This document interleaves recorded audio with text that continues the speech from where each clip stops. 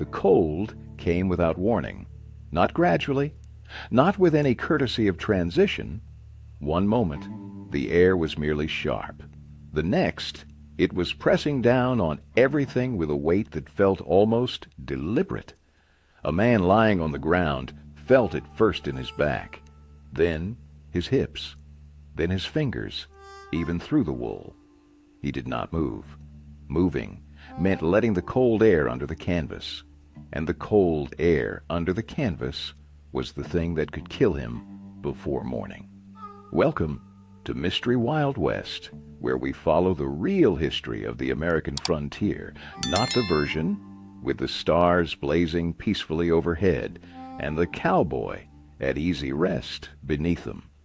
If this kind of honest history is what you come here for, subscribe now. There is a great deal more of it ahead.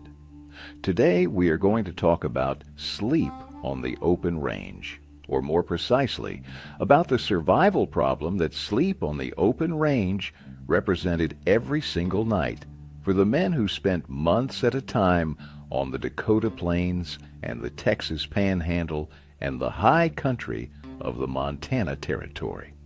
About what it took to close your eyes in one of the most hostile sleeping environments on the North American continent and open them again in the morning. Here is what most people picture when they imagine a cowboy sleeping under the stars. The soft earth, the peaceful silence of the open range, the deep, restorative sleep of a man at ease with his surroundings. That picture is almost entirely false. The men who actually slept on the Dakota plains did not talk about the stars. They talked about the wind. They talked about the cold that moved into a man's bones before midnight and stayed there until the sun had been up for 2 hours. They talked about waking with frost on their eyelashes and fingers too stiff to grip a rope properly. About the morning ritual of checking boots before putting them on, because during the night things had a way of finding warmth wherever warmth existed. The open range was not a resting place. It was a test that repeated itself every night for months at a time, and the men who failed it are almost never discussed in the history that made it to the popular record. Start with the land itself, because the land shaped every decision about where and how a man slept. The Dakota Territory covered roughly 140,000 square miles of mixed grass prairie, river breaks, and flood plains that froze hard every winter. The wind came from the north and northwest, down from Canada across flat country that offered it nothing to slow against, and it arrived with a consistency and a force that men who had spent time there described as a living thing. Not a metaphor, a presence, something that pushed back. The Great Plains sit at the convergence of 3 massive air systems. Arctic air descending from Canada, warm, moist air moving up from the Gulf of Mexico, dry, continental air rolling in from the Rockies. The Dakota Territory sits almost exactly at the point where these systems meet most violently. The result is weather that does not change gradually, that does not give comfortable warning, that arrives in the space of an afternoon and transforms the environment entirely. A clear day at 45 degrees could become a blizzard situation by midnight as an Arctic front moved through without announcement. A temperature that felt manageable at noon could be 20 degrees below zero by 3 in the morning. Experienced men on the plains understood this not as an occasional hazard, as the baseline condition, not the exception, the rule. The Schoolchildren's blizzard of January 1888 killed an estimated 235 people across the Dakota Territory and Nebraska. Many of them were caught in the open when temperatures dropped 50 degrees in the space of a few hours. Children walking home from schools that had let out early. Farmers crossing open ground between their barns and their houses. People who had looked at the morning sky and seen nothing that suggested the day would not be ordinary. Those deaths were not freak occurrences. They were the extreme end of a spectrum of danger that the open range presented every night of the autumn and winter months. Every decision about where to make camp began with reading the terrain. This was not casual preference. It was systematic and strategic and built from layers of accumulated knowledge about how cold and wind behaved across open country. Most people would assume that high ground offers advantages: better visibility, better drainage, room to see what is coming. On the Dakota plains, high ground was a death sentence by exposure.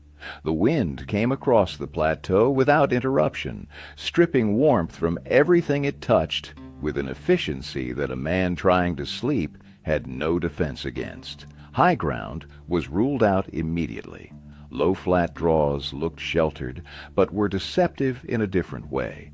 Cold air is denser than warm air. It sinks and pools in topographic depressions the way water fills a bowl. A draw that appeared to offer protection from wind could be 5 or 10 degrees colder than the surrounding prairie.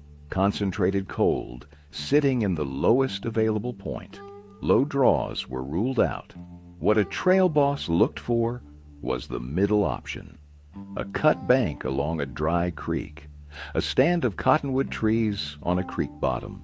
A line of boulders positioned to the north or northwest, blocking the direction from which the worst weather arrived. The difference between a campsite that kept men functional through the night and one that did not was often a matter of 50 feet in either direction. The trail boss, who could read that difference and act on it consistently, was earning every cent of the authority he held. Once the campsite was chosen, the work of managing cold began in earnest. And here is where most people's understanding of frontier sleeping is completely wrong. Most people assumed the main enemy was the cold air above, that the blankets were there to keep the air out. The real enemy came from below. Most experienced trail hands carried a canvas tarp wrapped around 1 or 2 wool blankets. Canvas on the outside repelled moisture and ground damp. Wool on the inside retained approximately 80% of its insulating capacity even when wet. That characteristic, keeping insulating in damp conditions, was the single most important property a sleeping material could have in these environments. Cotton does not share it. Cotton loses almost all of its insulating ability when wet and then conducts cold away from the body instead of trapping warmth against it. Men who carried cheap cotton blankets or who lost their proper bedrolls crossing a river were in genuine danger every cold night that followed. The knowledge of why wool mattered was not written down in any guide or manual. It was passed forward by the men who had learned it, sometimes by watching others suffer the consequences of not knowing it. The ground itself was an enemy that the bedroll alone could not defeat. The Dakota plains in late autumn held cold the way a stone holds cold, deeply, persistently, radiating upward into anything resting against it.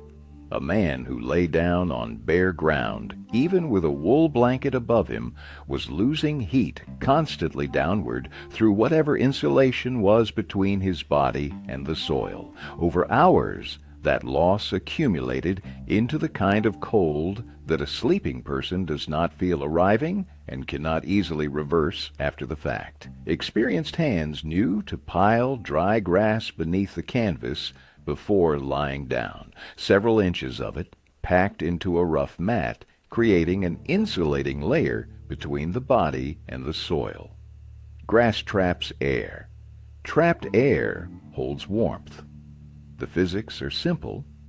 A man who took the time to gather and arrange dry grass beneath his bedroll was meaningfully warmer through the night than one who did not, even if everything above him was identical. Think about that for a moment.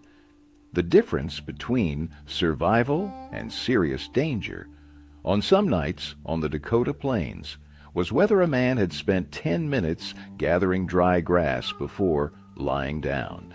That is how precise the margin was. Fire on the open range carried risks that are rarely part of the popular picture of frontier camp life. Wood smoke travels a long distance in dry air.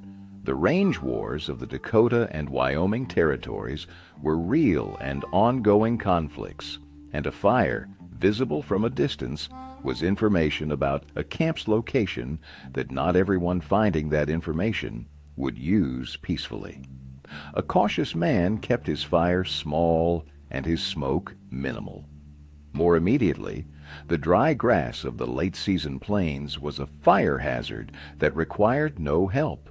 A fire built carelessly in a dry wind could spread beyond its original location in under a minute. Prairie fires that swept across the plains in dry years burned for days and covered hundreds of miles, taking everything in their path. Men who had seen prairie fires built their camps with attention to wind direction and surrounding fuel that went beyond simple preference. The practical solution was to build fires in shallow pits and to burn dried buffalo chips rather than wood when possible. Buffalo chips burned with less visible flame and less smell than wood, which addressed both the security concern and the attraction risk. The warmth a small pit fire offered was real but limited. It heated the side of a man facing it. The side facing away remained cold. Men rotated around the fire through the evening, warming one side and then the other, sitting close enough that boot leather scorched without thinking about it, and still their backs were freezing. The horses were not merely transportation. They were, in the coldest conditions, a significant source of warmth that experienced men used deliberately and without any of the sentimentality that the relationship between a man and his horse tends to accumulate in the popular telling. A large horse generates an enormous amount of metabolic heat. The surface temperature of a horse's flank on a cold night runs between 98 and 101 degrees Fahrenheit. A man positioned against a horse's belly, inside a canvas bedroll with dry grass beneath him, was meaningfully warmer than a man sleeping alone 10 feet away on open ground. Not comfortable, not warm by any generous definition of the word, but meaningfully warmer in a situation where the difference of a few degrees over the course of a long night was the difference between waking functional and waking impaired. This was not affection for animals influencing behavior. It was physics, understood through hard experience and applied practically. The men who slept against their horses did so because they understood what the horse was providing, and because surviving the night was more important than maintaining any particular distance from an animal. The night watch system was a survival mechanism as much as a cattle management strategy. A trail drive crew of 12 to 15 men could not all sleep through the night and leave the herd unattended. So the crew rotated through watch shifts, usually of 2 hours each, with different men taking different rotations through the night. 2 hours of riding in the dark and the cold, then 2 hours of sleep in the bedroll, then back up. The broken rhythm was brutal. A man never accumulated the kind of deep, consecutive sleep that allows full recovery from the physical demands of a 14-hour day in the saddle. But here is what most people miss about the night watch rotation. It was not just about the cattle, it was about survival. Men who slept straight through the coldest nights woke so deeply cold that their function was impaired in ways that had immediate practical consequences. A sleep-deprived, cold-stiffened man made errors. His reactions were slow. He misjudged distances. He misread cattle behavior in small ways that accumulated into large problems. On the open range, where the difference between a herd that stayed settled and a herd that stampeded was often a single moment of judgment made correctly or incorrectly, slow reactions did not offer second chances. The 2-hour rotation was not designed for comfort. It was designed to ensure that no man ever got cold enough to stop functioning entirely.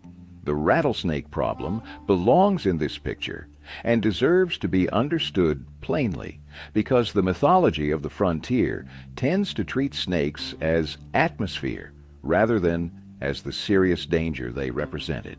The prairie rattlesnake was abundant across the Dakota Territory and the surrounding regions. It was drawn to warmth in the cooling nights of late summer and early autumn, with the same practical logic that drove men toward their horses and their fires. A bedroll spread on the ground in the evening represented exactly the concentrated warmth a cooling snake was looking for. A boot left on the ground through the night was a shelter. A saddle left in tall grass was an invitation. Men learned to shake out bedrolls before getting into them, to check boots every morning, holding them upside down and wrapping the heel before putting a foot inside, to move carefully in the dark between the fire and the bedroll, because moving fast through grass at night was exactly the kind of behavior that produced a strike. A snake bite in the field, far from any medical assistance, was frequently fatal. Bites on the torso or neck could kill within 24 to 48 hours.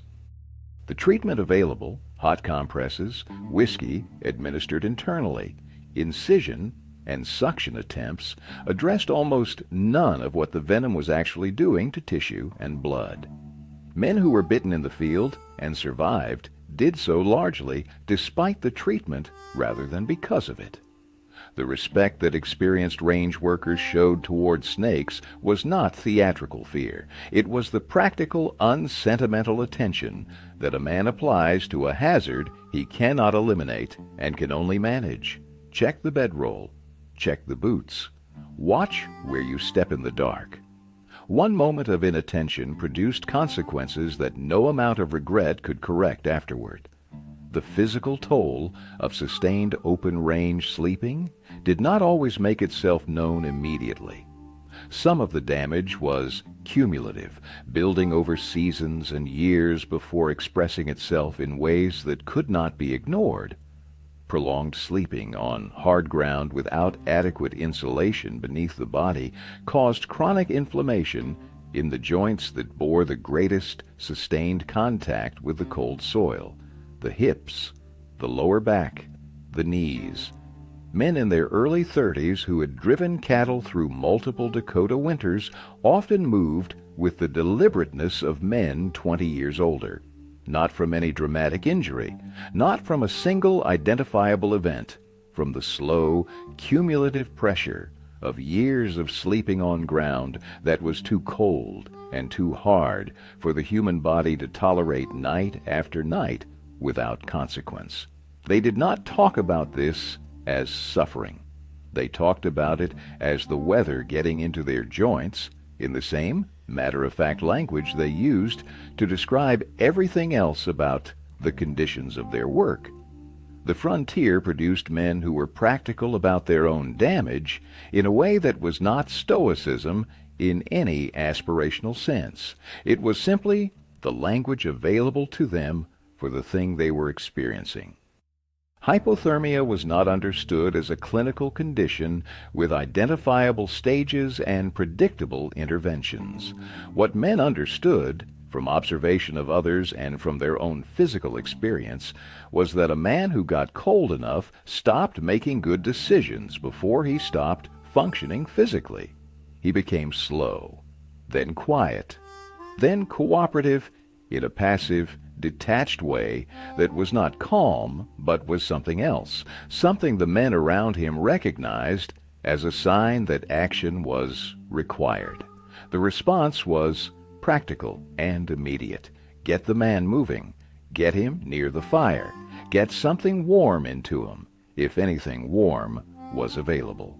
The mechanisms behind why these interventions worked were not understood.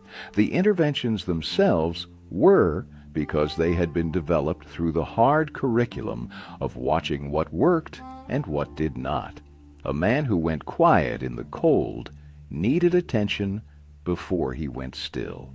That was the knowledge, stated plainly, with no theoretical framework around it.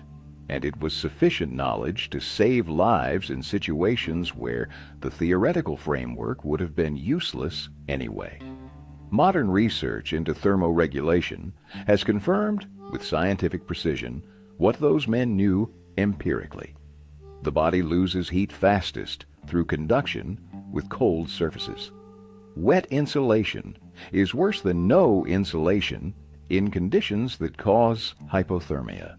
Sleep deprivation in cold environments degrades judgment faster than cold alone.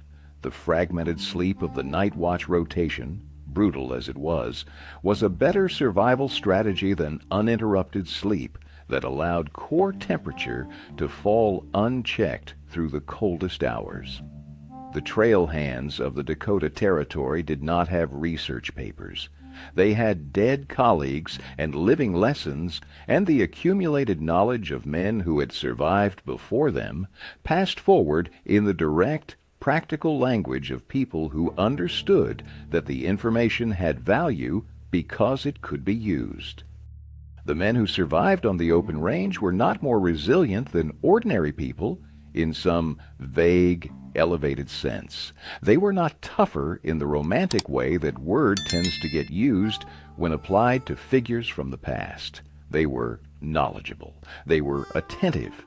They had learned specific things about specific conditions, and they applied that learning consistently, even when they were exhausted, even when the conditions were at their worst. The man who remembered to pile grass beneath his bedroll when he was too tired to think clearly was not performing heroism. He was applying a lesson that someone had taught him or that he had learned the hard way on a night when the consequence of not knowing it had been cold enough to make the lesson stick permanently. That is a different picture of human capability than the mythology provides. Not supernatural endurance, not the elevated qualities of a special kind of person. Attention, memory, the willingness to do the less comfortable thing because experience had established that it was the thing that worked. The Dakota Plains demanded those qualities every night, from October through April, without exception and without mercy. And the men who answered that demand did so not with the easy courage of the myths, but with the grinding practical intelligence of people who understood that the night was coming, regardless of whether they were ready for it, and that being ready was the only option that ended well. The image of the cowboy at peaceful rest beneath a blazing sky is one of the most durable pieces of American mythology. It is also one of the most misleading. What it erases is the attention, the preparation, the 2 hours of broken sleep and then back into the cold to circle the herd, the frost on the eyelashes at dawn, and the stiff fingers working to get the fire going again. That discipline is the real story, not the stars. The stars were just what was overhead while the work of surviving was being done. As we close this out, here is a question worth leaving with. Of everything you heard today, the wind-blocking campsites, the wool over cotton, the grass beneath the bedroll, the 2-hour rotation, sleeping against a horse's flank in 30-degree cold, which of those things surprised you most? Leave it in the comments. These conversations shape what we build next, and we read every one of them. Subscribe if you have not already. The real history of the American frontier is a long story with a great many chapters still to cover. We will see you in the next one.